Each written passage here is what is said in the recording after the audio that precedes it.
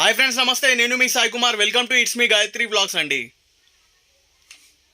నేను రీసెంట్గా వరంగల్కి వెళ్ళండి చిన్న ఫంక్షన్కి. అట్లా రోడ్డు మీద వెళ్తూ ఉంటుంటే ఒక లేడీ, ఒక ఉమెన్, ప్రెగ్నెన్సీ లేడీ అండి, రోడ్లోనే డెలివరీ అయ్యింది. చాలా ఇబ్బంది, నాకు చాలా బాధాకరం అనిపించింది ఆవిడని చూశాక.